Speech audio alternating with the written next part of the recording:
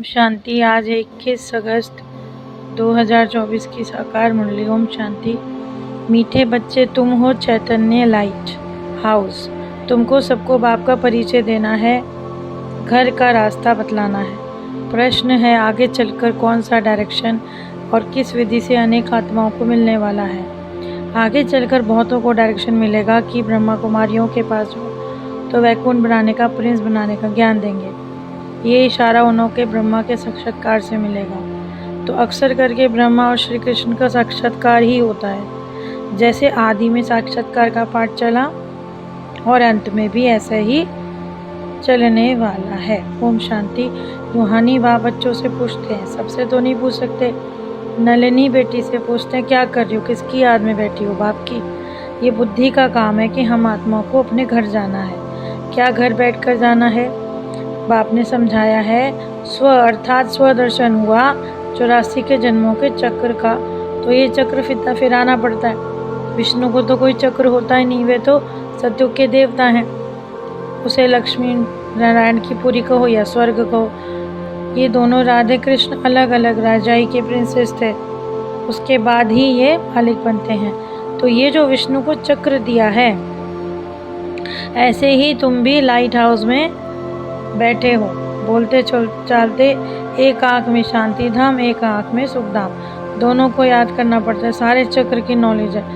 क्योंकि अब ये नहीं कहा जाता इसको अमर लोग, क्योंकि यहाँ तो अचानक एकदम ही मृत्यु हो जाती है, बैठे बैठे बीमारियों का भी कुछ भी पता नहीं चलता। वहाँ है अमर लोग। बूढ़े भी होते हो तो भी ज्ञान है, गर्भ महल में जाकर प्रवेश करेंगे। अभी जाते हैं हम गर्भ जेल में। यहाँ तो पाप करते हैं, फिर सज़ा भोग कर निकलते हैं। वहाँ दुख का नामो निशान नहीं। तो भले ही जन जब तक आदि करते रहे, परंतु सतो प्रधान बन नहीं सके। कोई भी नहीं जानते। सुना है कि श्री कृष्ण भगवान वाच, ये गीता के अक्षर हैं। ऐसे नहीं कहते कि भगवान आए हैं, सिर्फ गीता में परमपिता के बदले श्री कृष्ण का नाम डाला। बाप तो सिर्फ शिव को कहा जाता है। तुम आत्माएं तो जन्म मरण में आती हो, वो सदैव शिव ही हैं, वो कभी जन्म मरण में नहीं आते। अच्छा, फिर क्या प्राप्ति, अर्थ नहीं जानते। नवदा भक्ति किया, दर्शन करके खुश आदि हो गए। तो ये है साक्षात्कार, ये यहाँ है ज्ञान मार्ग। तो लक्ष्मी नारायण का भी साक्षात्कार हो सकता है। साक्षात्कार माना सदगति हो गई। ये सिर्फ इशारा है कि तुम्हारा त्रिमूर्ति में भी, अखबार में भी नाम पड़ता है। तुमको ये वैकुंठ का प्रिंस बनने का ज्ञान मिलेगा। वैसे ही बाप कहते हैं कमल फूल समान बनना है। ब्राह्मणों को इस समय ही बनना है। 5 विकारों रूपी माया को जीतने का उपाय बताते हैं। मामेकम याद करो तो विक्रम विनाश होंगे, सिवाय इसके कोई और है नहीं। बुलाते ही हैं पतित पावन घर ले जाओ। अब पवित्र आत्माएं तो स्वर्ग में जा नहीं सकती। बाप कहते हैं यदि घर चलना है, पवित्र बनना है, तो मैं गारंटी करता हूँ कि बाप कितनी सीधी बात करते हैं। यदि याद करेंगे तो पावन बनकर नई दुनिया में ले जाएंगे। ब्रह्मा भोजन के लिए तो देवताओं की भी दिल होती है। ब्राह्मणों और देवताओं का मेला लगता है तो मंत्र भी जपते हैं।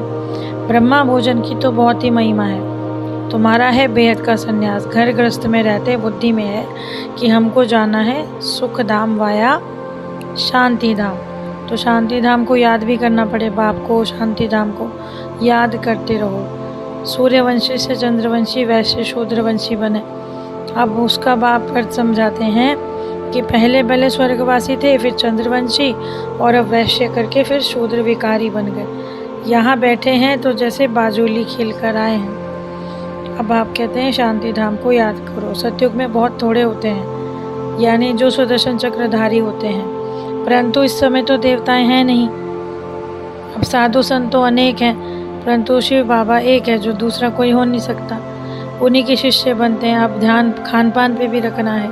हिंदुओं को तो अपने धर्म का भी पता नहीं। बाप समझाते हैं जो देवी देवता धर्म था वो लोप हो गया। अभी जो है तुम्हारी क्रिमिनल आई हो गई है। अब समझाते हैं सिविल आई बनो। जब तक तुम पतित हो, अपने आप को आत्मा समझकर बाप को याद करो। भाई भाई की दृष्टि रखो। ये ध्यान रखो कि बाप से वर्षा ले रहे हैं। हर 5000 वर्ष के बाद आते हैं बच्चों को वर्षा देने। तुम 21 पीढ़ी देवता बनते हो। बुढ़ापे बगैर कोई वहाँ नहीं मरता। यहाँ तो देखो कितना दुख है ही रावण राज्य। 84 का चक्र भी बाप ने तुमको समझा दिया। तुम्हारा सच्चा सच्चा दोस्त वही है बच्चे। बेहद का बाप कितना तुमको बढ़ा कर देते हैं। सारे विश्व में सतयुग में थोड़ी सी आबादी वहाँ रहती है, यही तो है करामात। बाकी तो 84 चक्र का, ये तो हिंसा की बात है कि स्वतंत्र चक्र से मारा। योग बल से ही तुम विश्व का मालिक बन सकते हो। पुराना छोड़ेंगे तभी तो। Spoon in mouth, golden spoon in mouth. अब अमरलोक में जन्म लेंगे, बाकी कोई दुख आदि की बात नहीं। राजा रानी साहूकार प्रजा सब चाहिए ना। हम रूहानी बच्चों की, रूहानी बाप दादा प्रति गुड मॉर्निंग, ओम शांति। शुक्रिया बाबा।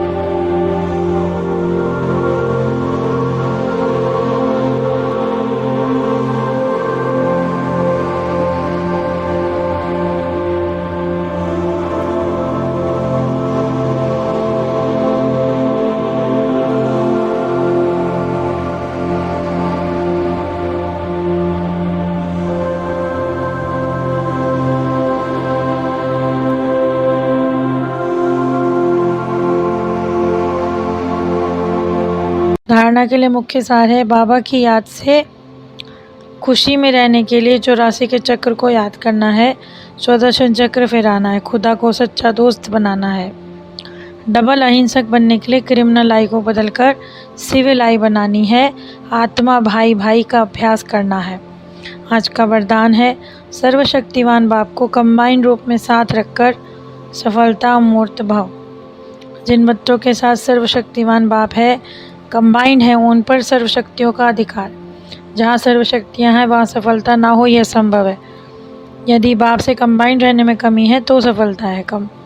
सदा साथ निभाने वाले अविनाशी साथी को कंबाइंड ही रखो तो सफलता जन्म से अधिकार हो जाएगी, क्योंकि सफलता मास्टर सर्वशक्तिवान के आगे पीछे घूमती है।